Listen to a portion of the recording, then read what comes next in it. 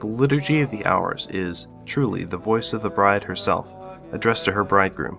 It is the very prayer which Christ himself, together with his body, addresses to the Father. Whenever I talk to other Catholics, I think the prayer they have heard the least about is, ironically, the Liturgy of the Hours, which is also known interchangeably as the Divine Office. I say ironic because next to the holy sacrifice of the Mass, and indeed in some ways more so, the Liturgy of the Hours is the most minutely ingrained of activities in the life of a Catholic, at least for non-laity. Whereas the Mass is widely attended and known to all Catholics, the Divine Office is known primarily to priests, nuns, and other consecrated religious. This is likely due in part to the fact that while attendance at Mass is mandatory for all the faithful, participation in the Liturgy of the Hours is only demanded of the consecrated religious. But what is the Liturgy of the Hours? In simple terms, it is a selection of readings from sacred scripture, various writings from saints and theologians, and various small reflections.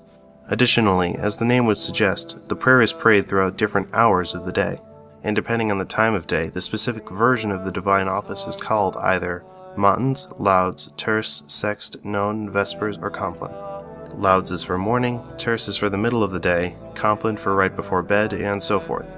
This list is found in Vatican II's Sacrosanctum Concilium, which goes into greater detail about how the hours should be treated, saying, Lauds and Vespers are the two hinges on which the daily office turns.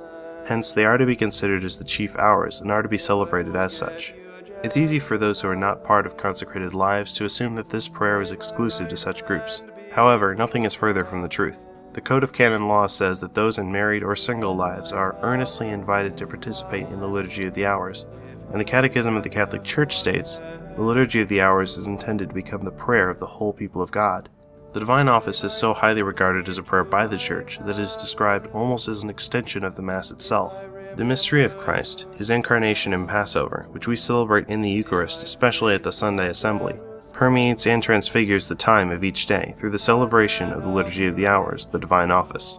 This celebration, faithful to the apostolic exhortations to pray constantly, is so devised that the whole course of the day and night is made public by the praise of God.